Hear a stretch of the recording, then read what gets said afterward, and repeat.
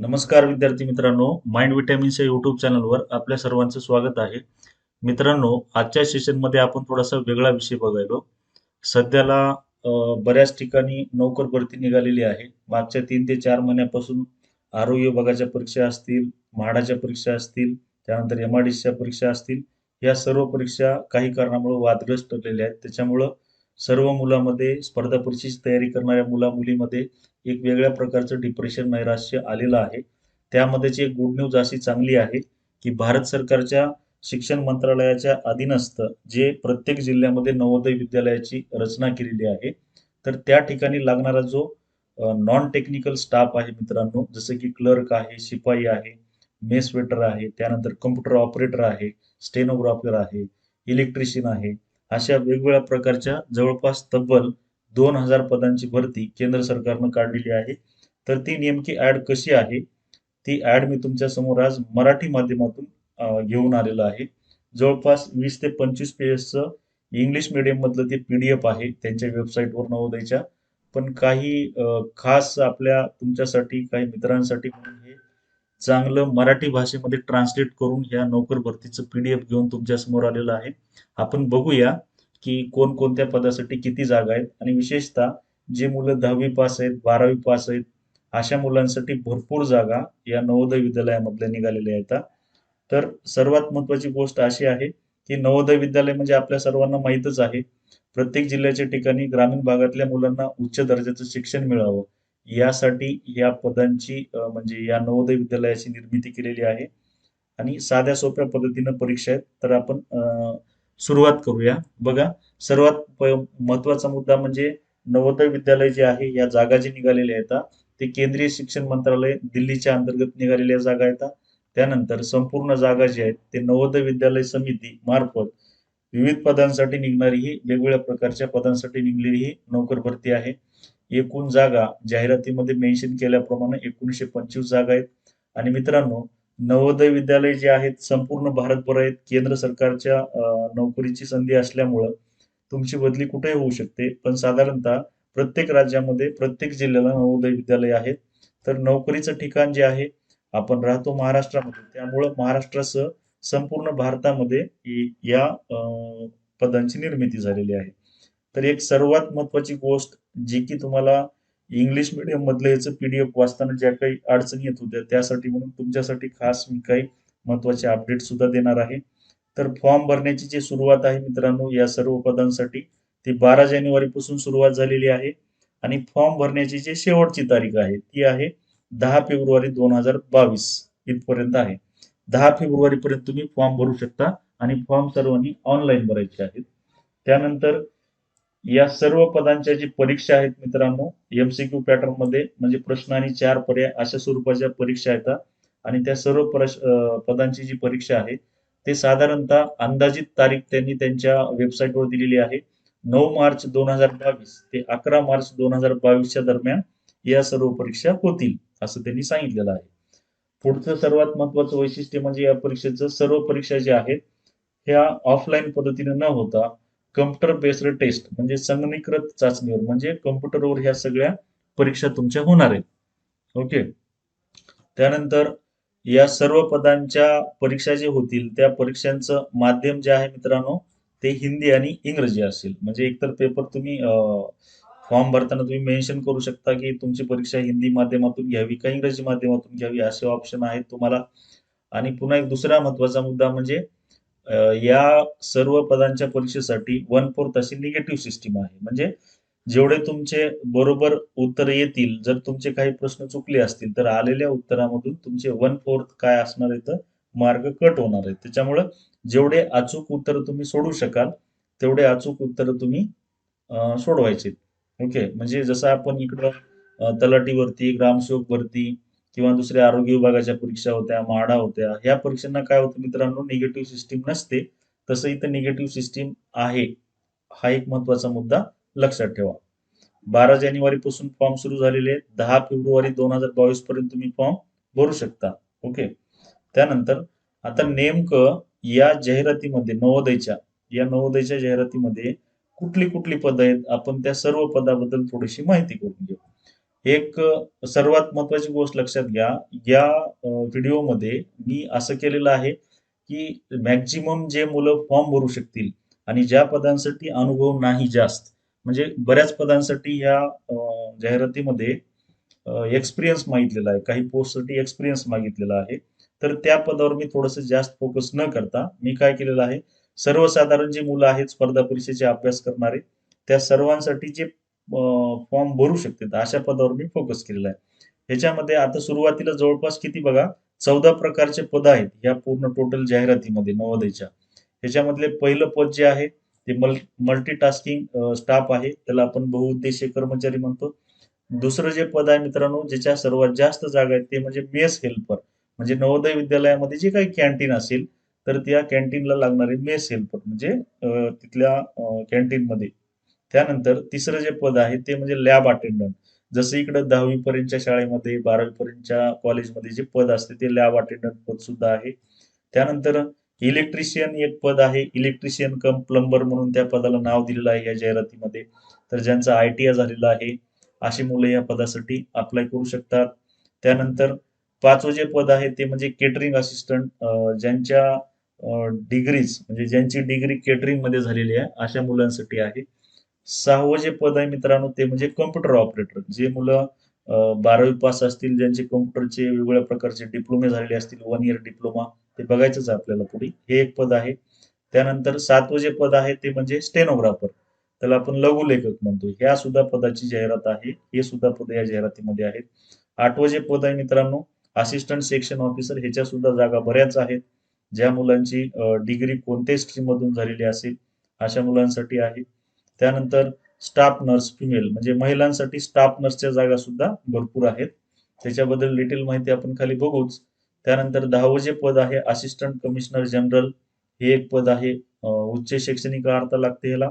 भरपूर अनुभव सुद्धा मागितलेला आहे. त्यानंतर दुसरं याच नावाचं एक पद आहे असिस्टंट कमिशनर ऍडमिनिस्ट्रेशन. हे सुद्धा पद आहे. त्यानंतर ऑडिट असिस्टंट नावाचं एक पद सुद्धा आहे या जाहिरातीमध्ये. त्याच्यानंतर पुढचं जे पद आहे ज्युनियर ट्रान्सलेशन ऑफिसर हे सुद्धा पद आहे.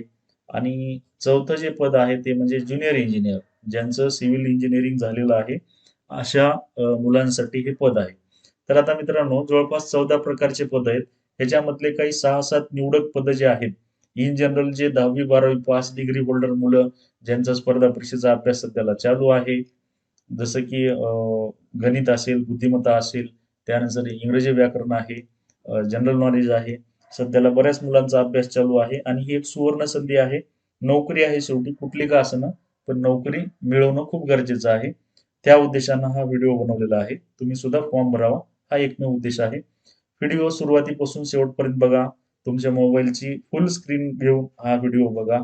कदाचित तुम्हाला उभ्या ह्याच्यामध्ये जास्त दिसणार नाही, त्यामुळं स्क्रीन आडवी करून म्हणजे फुल स्क्रीनमध्ये व्हिडिओ बघा ही माझी रिक्वेस्ट राहील तुम्हाला.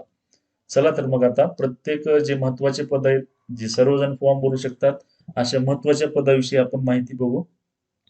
ह्याच्यामध्ये बघा एक पहिलं जे पद आहे, ज्याच्या सर्वात जास्त जागा आहेत ते म्हणजे मेस हेल्पर. नवोदयच्या कॅन्टीनमध्ये जे मेस हेल्पर लागतात, तर त्या पदाची निर्मिती केलेली आहे. ह्याच्यासाठी वयोगट आहे 18 ते 30 वर्ष. ओके. आता ह्याच्यामध्ये सेंट्रल गव्हर्नमेंटनुसार जे मुलं वेगवेगळ्या कॅटेगरीमध्ये असतील त्यांच्यासाठी शिथिलक्षम वयोमर्यादा तुम्हाला मिळून जाईल. ती जाहिरातीमध्ये तुम्ही डिटेलमध्ये वाचा. पण इन जनरल वयोगट मागितलेला आहे 18 ते 30 वर्ष. आता समजा SC, ST असेल, OBC असेल तर त्यांना 30 प्लस आणखी वयोमर्यादा मिळेल. ओके. आता मेस हेल्पर पदासाठी काय पात्रता आहे बघा. एक तर तो कॅन्डिडेट जो आहे तो किमान 10वी उत्तीर्ण असला पाहिजे आणि त्यानंतर सर्वात महत्त्वाचा मुद्दा म्हणजे एखाद्या निवासी शाळेमध्ये रेसिडेन्शियल स्कूलमध्ये 10 वर्ष काम केल्याचा अनुभव त्याला असणं गरजेचं आहे. एक मेस हेल्परचा. ओके. आपल्या बोलीभाषेत सांगायचं असेल तर ते जेवायला वाढणं वगैरे हे जे व्यवस्थापन आहे, अशा व्यवस्थापनाचं 10 वर्ष काम केल्याचा अनुभव पाहिजे. निवासी शाळा म्हटल्यानंतर त्याचं रजिस्ट्रेशन असणं गरजेचं आहे किंवा गव्हर्नमेंट स्कूल जर असेल तिथं जर तुम्ही कॉन्ट्रॅक्ट बेसवर जॉब केलेला असेल 10 वर्षाचा, तर तुम्ही नक्कीच फॉर्म भरू शकाल. ओके. आता मेस हेल्पर पदासाठी काय परीक्षा असणार आहे? आता 10वी पर्यंतचं स्टँडर्ड आहे. म्हणजे 10वी उत्तीर्ण असला पाहिजे. आता मेस हेल्परसाठी काय? बघा एकतर त्यांची जी परीक्षा होईल ते एमसीक्यू पॅटर्न म्हणजे प्रश्न आणि 4 पर्याय असणार आहेत. कम्प्युटराइज्ड परीक्षा होईल, संगणकावर परीक्षा होईल. त्याच्यामध्ये 120 प्रश्न आहेत.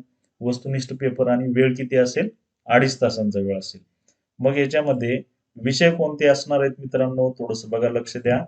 याच्यामध्ये बुद्धिमत्ता चाचणी आहे, सामान्य ज्ञान म्हणजे जनरल नॉलेज आहे, इंग्लिश भाषेवर प्रश्न असणार आहेत, हिंदी भाषेवर प्रश्न असणार आहेत आणि भारतीय आहाराचे ज्ञान. आता हे IWP झाले, हे इम्पॉर्टंट आहे. भारतीय आहाराचं ज्ञान म्हणजे काय? आपल्या आहारामध्ये आपण कुठले अन्नपदार्थ वापरतो वगैरे या भागावर एक 10-15 प्रश्न तुम्हाला या परीक्षेमध्ये असतील 120 पैकी. म्हणजे आता इन जनरली जे मुलं पोलीस भरतीची तयारी करतात किंवा बँकिंगची तयारी करतात किंवा ग्रामसेवक, सरळ सेवा भरती, त्यांच्यासाठी बुद्धिमत्ता तुमचा अभ्यास चालूच आहे. बऱ्याच मुलांचा अभ्यास झालेला आहे. सामान्य ज्ञान आहे, इंग्लिश आहे, हिंदी भाषा आहे, भारतीय आहाराचं ज्ञान आहे. तर ह्या गोष्टी सगळ्या तुम्हाला जमून जातील आणि इथं एक्झामचं मिनिमम क्वालिफिकेशन 10वी उत्तीर्ण आहे. त्यामुळं दर्जा सुद्धा तुम्हाला 10वी पास पर्यंत असेल. अतिशय कठीण अशी काही परीक्षा असणार नाही. फक्त एकच आहे की निगेटिव्ह मार्किंग असल्यामुळे जेवढ्या प्रश्नांची उत्तरं तुम्ही अचूक देऊ शकता तेवढेच द्या. ओके. पुढचं पद आहे मित्रांनो बघा, मल्टीटास्किंग स्टाफ. ओके. आता मल्टीटास्किंग स्टाफ म्हणजे ह्याला बहुउद्देशीय कर्मचारी म्हणतो. तर इथं यांची वयोगट सुद्धा किती आहे? 18 ते 30 वर्षे आणि एक्सटेंडेड कास्टनुसार आणखी 30 प्लस भेटेल. या पदाला सुद्धा पात्रता किती आहे मित्रांनो? किमान 10वी पास. यांची परीक्षा मात्र कशी आहे बघा, वर जे प्रश्न होते किती 120 प्रश्न होते, पण इथं मात्र प्रश्नांची संख्या 100 आहे आणि वेळ किती दिलेला आहे तुम्हाला? 2 तास. वस्तुनिष्ठ म्हणजे प्रश्न आणि त्याच्या खाली 4 पर्याय, त्याला आपण objective multiple choice question paper pattern म्हणतो. इथं सुद्धा परीक्षेचा सिलेबसमध्ये तुम्हाला सॉरी, इथं मराठी नाही, चुकीनं झालं इथं मराठी. ओके. तर इथं मराठी न राहता इथं काय असणार आहे? इंग्रजी. ओके. आणि इथं काय? हिंदी भाषेवरचे प्रश्न, इंग्रजी भाषेवरचे प्रश्न, सामान्य ज्ञान म्हणजे जनरल नॉलेज, त्याच्यामध्ये करंट अफेअर्स सुद्धा तुम्हाला विचारल्या जातील 4-5 प्रश्न आणि संगणकाचं ज्ञान. जसं की आपण MSc IT, DOACचं CCC असेल, एक बेसिक नॉलेज जे आहे इन जनरल जवळपास आपल्या स्टेटमधल्या सर्वच परीक्षेला संगणकावरचे प्रश्न पडतात. संगणकाच्या स्मरणशक्तीचे एकक कोणते? परम महासंगणक कोणी तयार केला? वगैरे वगैरे या स्वरूपाचे प्रश्न. ओके. फक्त इथं मराठी चुकीनं झालेलं आहे, तिथं तुम्ही इंग्रजी वाचा. तर ह्याच्या सुद्धा जागा भरपूर आहेत मित्रांनो मल्टीटास्किंग स्टाफच्या आणि ह्याला विशेष म्हणजे कुठल्याही प्रकारचा अनुभव मागितलेला नाही. त्यामुळे ह्यालाही तुम्ही अप्लाय करू शकता आणि वरच्या ह्याला तुम्ही अनुभव प्रमाणपत्र जर मिळवलं निवासी शाळेचं तर तुम्ही तिथं सुद्धा अप्लाय करू शकता. पुढचं जे पद आहे मित्रांनो बघा, ते म्हणजे लॅब अटेंडंट. ओके. त्याला लॅब टेक्निशियन, लॅब अटेंडंट, प्रयोगशाळा परिचारक म्हणतो आपण त्याला मराठीत. वयोगट आहे 18 ते 30 वर्षे. 30 प्लस कास्टनुसार आणखी जास्त वयोमर्यादा मिळेल. आता नेमकं ह्याच्यासाठी पात्रता काय बघा, जर एखादा कॅन्डिडेट 10वी पास असेल तर त्याच्यासोबत त्याला DMLT किंवा MLTचा कोर्स पूर्ण केलेला असावा लागतो किंवा किंवा म्हटलेला आहे खाली, जर एखादा मुलगा प्लेन 12वी सायन्स पास असेल तर तो सुद्धा चालू शकतो. म्हणजे याला जर 12वी सायन्स पास असेल तर DMLT किंवा MLT केलेलं असण्याची गरज पडणार नाही. मग 12वी सायन्सला तुमचा कुठलाही ग्रुप असो, PCB असो, CPZ असो किंवा PCM ग्रुप असो, ते चालेल. तर याच्या सुद्धा जागा भरपूर आहेत मित्रांनो. त्यानंतर आता या पदाची परीक्षा कशी होणार आहे बघा, 120 प्रश्न असणार आहेत. वस्तुनिष्ठ म्हणजे प्रश्न आणि 4 पर्याय आणि वेळ मात्र किती असणार आहे? 2.5 तास. ओके. आणि या परीक्षेचे विषय काय असणार आहेत? वरच्या प्रमाणात जवळपास सर्व पदांसाठी काही विषय कॉमन आहेत. जसं की बुद्धिमत्ता चाचणी इथं सुद्धा आहे, सामान्य ज्ञान आहे, हिंदी भाषा आहे, इंग्रजी भाषा आहे आणि संबंधित पदाचे ज्ञान. संबंधित पदाचे ज्ञान म्हटल्यानंतर हे जे DMLT आणि MLT आहे किंवा लॅब अटेंडंटच्या जे काही पदाला अनुसरून नॉलेज आहे, समजा विविध रसायनांचं केमिकल फॉर्म्युल्याचं ज्ञान असेल किंवा एक वेगवेगळ्या प्रकारचं ज्ञान त्या पदाला अनुसरून, तर त्याच्यावरचे एक 10-12 प्रश्न तुम्हाला पडतात. म्हणजे हे झालं काय? लॅब अटेंडंटचं. त्यानंतर पुढचं जे महत्वाचं पद आहे, ज्याच्या सुद्धा जागा भरपूर आहेत आणि त्याला सर्वसाधारण मुलं हे अप्लाय करू शकतात. आता ह्या पदाची वयोमर्यादा जी आहे बघा मित्रांनो, इथं 18 ते 40 वर्ष दिलेली आहे. हा एक महत्वाचा मुद्दा. वरच्या सर्व पदांना 18 ते 30 पर्यंत वयोमर्यादा होती, मात्र इलेक्ट्रिशियन पदासाठी वयोमर्यादा 18 ते 40 आहे. ही गोष्ट कायमस्वरूपी लक्षात ठेवा. पात्रता काय असेल या पदासाठी? एकतर तो मुलगा पहिल्यांदा 10वी उत्तीर्ण असला पाहिजे आणि त्याच्यानंतर 2 वर्षाचा इलेक्ट्रिशियनचा ITIचा ट्रेड काय केलेला पाहिजे, पूर्ण झालेला पाहिजे. आणि नंतर कुठंही काम केलेला, ठीक आहे, ऑथोराइज्ड एखाद्या शॉपमध्ये काम केलेला 2 वर्षाचा त्याला काय पाहिजे, लेटर पॅडवर अनुभव लागतो. ओके. इथं अनुभव हा शासकीयच पाहिजे असं नाही, कुठेही काम केलेला. ओके. समजा तुम्ही एखाद्या वेळेस बजाजमध्ये काम केलेलं असेल किंवा तुम्ही कुठल्या वेगळ्या इलेक्ट्रिशियनच्या कंपनीत काम केलेलं असेल तर तिथला 2 वर्षाचा अनुभव तुम्हाला जोडावा लागेल यासाठी. त्यानंतर या पदाची परीक्षा कशी असणार आहे बघा, सेम ॲज युजल 120 प्रश्न, वस्तुनिष्ठ म्हणजेच काय, प्रश्न आणि 4 पर्याय आणि वेळ किती असेल, 2.5 तास. याच्यामध्ये सुद्धा विषय काय असणार आहेत बघा, वर काही विषय कॉमन. एक बुद्धिमत्ता चाचणी ज्याला आपण इंटेलिजंट टेस्ट म्हणतो, सामान्य ज्ञान म्हणजे GK, म्हणजे त्याच्यामध्ये चालू घडामोडी पण आल्या, हिंदी भाषेवरचे काही प्रश्न, इंग्रजी ग्रामरचे काही प्रश्न आणि पदाचे संबंधित ज्ञान. हा मुद्दा लक्षात घ्या. पदाचे संबंधित ज्ञान म्हणजे काय, इलेक्ट्रिशियन ट्रेड तुम्ही ITI मध्ये करत असताना जे काही तुमचं नॉलेज असेल त्याच्यावरचे एक 10-15 प्रश्न तुम्हाला यामध्ये पडणं अपेक्षित आहे. ओके. त्यानंतर पुढचं पद बघा, ते पद आहे कम्प्युटर ऑपरेटर. ओके. तर ह्याची वयोमर्यादा आहे या पदाची 18 ते 30 वर्ष. कास्टनुसार तुम्हाला 30 प्लस वयोमर्यादा मिळेल, जाहिरातीमध्ये तुम्ही डिटेलमध्ये वाचून काढा. ठीक आहे. ह्याच्यामध्ये काय, एकतर कोणती पदवी पाहिजे, म्हणजे तुम्ही BA असा, BCom असा, BSc असा, BCA असा, BCS असा, डझंट मॅटर, कुठलीही पदवी चालेल. मात्र 1 वर्षाचा कम्प्युटरचा डिप्लोमा तुम्ही केलेला पाहिजे कुठला तरी, समजा CDACचा असेल, ॲपटेकचा असेल. ओके. तर असं टॅलीचा असेल, DTPचा असेल, असं 1 वर्षाचा कम्प्युटर डिप्लोमा तुम्ही केलेला पाहिजे. आता या पदासाठी परीक्षेचं पॅटर्न काय असणार आहे बघा, एक तर 130 प्रश्न असणार आहेत बघा, 100चे काही प्रश्न आहेत, काही 120 प्रश्न आहेत, काही पदांसाठी 130 प्रश्न आहेत. ओके. वस्तुनिष्ठ परीक्षा, MCQ पॅटर्न आणि वेळ किती असणार आहे, 2.5 तास. आता या पदासाठी कुठले विषय असणार आहेत बघा, कॉमन विषय एक आहे बुद्धिमत्ता चाचणी, त्याच्यानंतर गणित. आता कम्प्युटर ऑपरेटरला एक नवीन विषय कोणता आहे परीक्षेला, गणित, न्यूमेरिकल ॲबिलिटी म्हणतो त्याला आपण. त्याच्यानंतर इंग्रजी व्याकरण, त्याच्यानंतर हिंदीवरचे प्रश्न आणि संगणकाचं ज्ञान. कारण पदाचं नावच काय, कम्प्युटर ऑपरेटर, म्हणजे तुम्हाला संगणकाचं बेसिक ज्ञान असणं आवश्यक आहे. ओके. त्यानंतर पुढचं जे पद आहे मित्रांनो ते बघा कोणतं आहे, स्टाफ नर्स. ओके. ह्यांच्यासाठी वयोगट मात्र बघा इथं 35 वर्ष आहे. किमान वय किती आहे, 18 वर्ष, जास्तीत जास्त 35 वर्ष स्टाफ नर्स, आणि या फक्त महिलांसाठीच्या जागा आहेत. यांचं क्वालिफिकेशन काय असणार आहे बघा, जाहिरातीमध्ये काय क्वालिफिकेशन दिलेलं आहे, एकतर संबंधित कॅन्डिडेट हा 12वी पास असला पाहिजे आणि त्याच्यानंतर काय, 3 वर्षाचा BSc नर्सिंग, इथं नर्सिंग झालेला आहे पण ते काय वाचा तुम्ही, नर्सिंग. ओके. तर ते नर्सिंगचा BSc नर्सिंग 3 वर्षाची डिग्री पूर्ण असली पाहिजे. त्यानंतर दुसरी अट काय माहितीये का, जे महाराष्ट्र नर्सिंग कौन्सिल आहे, ठीक आहे, किंवा कुठल्या घटक राज्यामधलं जे नर्सिंग कौन्सिल आहे तिथं तुमचं रजिस्ट्रेशन केलेलं असणं गरजेचं आहे. जसं फार्मासिस्टला pharmacy council of India, MBBS डॉक्टरला मेडिकल कौन्सिल ऑफ इंडिया, तसं नर्सिंग कौन्सिल ऑफ इंडिया किंवा स्टेट लेवलला असते, त्या ठिकाणी नोंदणी केलेली पाहिजे आणि 2 वर्ष कुठल्या हॉस्पिटलमध्ये काम केलेला अनुभव आवश्यक आहे. ही मुलींसाठी, नर्सिंग झालेल्या मुलींसाठी एक सुवर्ण संधी आहे मित्रांनो. तर यांच्यासाठी परीक्षेची पद्धत कशी असणार आहे बघा, 120 प्रश्न आहेत वस्तुनिष्ठ म्हणजे MCQ, आणि त्याच्यानंतर वेळ किती आहे परीक्षेला, 2.5 तास. आणि यांची परीक्षेचे जे विषय असणार आहेत त्यांचे, ओके, ते परीक्षेचे विषय बघा, कॉमन विषय बुद्धिमत्ता चाचणी आहे, सामान्य ज्ञान म्हणजे जनरल नॉलेज, चालू घडामोडी आहेत, इंग्रजी व्याकरण आहे, हिंदी आहे आणि पदासंबंधी विषय ज्ञान. पदासंबंधी विषय ज्ञान म्हणजे काय, BSc नर्सिंग करत असताना त्यांनी जे शिकलेलं आहे त्यावर आधारित काही प्रश्न तुम्हाला 15-20 प्रश्न या परीक्षेमध्ये पडू शकता. ओके. त्याच्यानंतर या जाहिरातीमधलं शेवटचं एक पद, म्हणजे तसे पद भरपूर आहेत 14, पण मी तुम्हाला यापूर्वी सांगितले की जे पद ज्यांना अनुभव जास्त लागत नाही अशा पदांचीच माहिती तुमच्या समोर मी देत आहे. आता ह्याच्यामध्ये एक पद आहे मित्रांनो, असिस्टंट सेक्शन ऑफिसर. ओके. ह्याची वयोमर्यादा आहे या पदाची 40 वर्ष, 40 प्लस कॅटेगरीनुसार मिळेल आणखी, कमीत कमी 18 वर्ष आणि 40 वर्ष जास्तीत जास्त.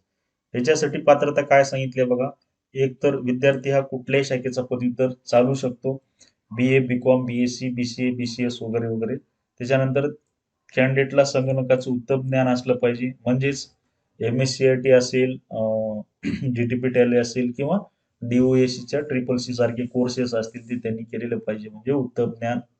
त्यानंतर एक महत्वाचा मुद्दा, केंद्र सरकारी कार्यालयात किंवा केंद्र सरकारच्या अधीनस्थ संस्थेत प्रशासकीय किंवा वित्त विभागात काम केल्याचा 3 वर्षाचा अनुभव हा कशासाठी लागणार आहे?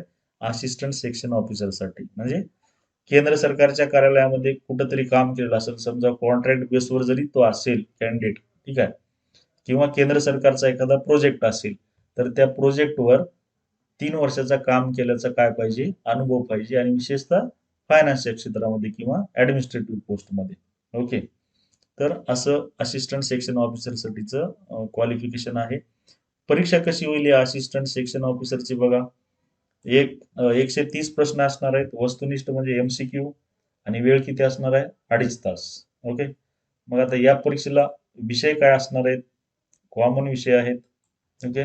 बुद्धिमत्ता चाचणी आहे, गणित आहे, त्यानंतर इंग्रजी आहे, हिंदी आहे, आणि संगणकाचं अद्ययावत ज्ञान. हे असिस्टंट सेक्शन ऑफिसरसाठीचा काय क्रायटेरिया आहे. आता सर्वात महत्वाची गोष्ट म्हणजे तुम्हाला हे सुद्धा मी सांगेल की या पदांसाठी फीस किती असणार आहे, फॉर्म भरण्यासाठी फीस काय लागेल. आता मी इथं ज्या पदांची माहिती दिलेली आहे सॉर्ट आउट करून, ज्या पदांना जास्तीत जास्त जागा आहेत, ज्या पदाचा जास्तीत जास्त मुलं फॉर्म भरू शकतात, तर त्याच पदाबद्दल माहिती सांगत आहे. एक पहिलं जे पद आहे ते म्हणजे कोणतं? Lab attendant. आणि त्याच्यानंतर कोणतं? Mess helper. आणि त्याच्यानंतर मल्टीटास्किंग स्टाफ. ठीक आहे.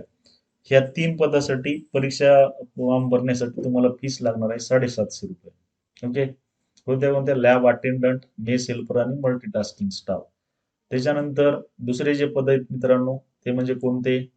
सेक्शन ऑफिसर, इलेक्ट्रिशियन, त्याच्यानंतर कॉम्प्युटर ऑपरेटर, यांच्यासाठी परीक्षा फीस लागणार आहे तुम्हाला 1000 रुपये. त्याच्यानंतर तिसरं जे पद आहे ते म्हणजे कोणतं? स्टाफ नर्स, महिलांसाठी असलेल्या जागा, त्याची फीस असणार आहे तुम्हाला 1200 रुपये. ओके. या गोष्टी लक्षात घ्या. आता या व्यतिरिक्त जर तुम्हाला आणखी पूर्ण जाहिरात जर बघायची असेल किंवा या परीक्षेच्या संदर्भात जर अपडेट घ्यायचे असतील, तर तुम्ही www डॉट कोणत्या या व्यतिरिक्त जर तुम्हाला आणखी माहिती पाहिजे असेल तर तुम्ही या वेबसाईटला काय करू शकता? व्हिजिट देऊ शकता. www.navodaya.gov.in या वेबसाईटला तुम्ही भेट द्या. तुम्हाला आणखी डिटेल जाहिरात तुम्ही वाचून घ्या. फॉर्म कसा भरायचा? शक्यतोवर फॉर्म आपल्या मोबाईलवर न भरता ऑनलाईन सेंटरला जाऊन सगळे डॉक्युमेंट सोबत न्या आणि त्यानुसार तुम्ही फॉर्म भरून घ्या. अतिशय सुवर्ण संधी आहे. सध्याला सगळीकडं परीक्षेच्या संदर्भात अतिशय दूषित वातावरण आहे, पेपरफुटी आहे, त्याच्यानंतर परीक्षेचं अनिश्चित टाइम टेबल आहे, कोविडमुळं, ओमिक्रॉनमुळं. तर तुम्हाला ही आलेली सुवर्ण संधी आहे. फॉर्म भरून घ्या. परीक्षा इतकी काही अवघड नसते, कारण जे परीक्षा 10वी-12वी पासवर असतील, निश्चितच बऱ्याच मुलांचा भरपूर चांगला अभ्यास झालेला आहे. नोकरीची एक सुवर्ण संधी आहे.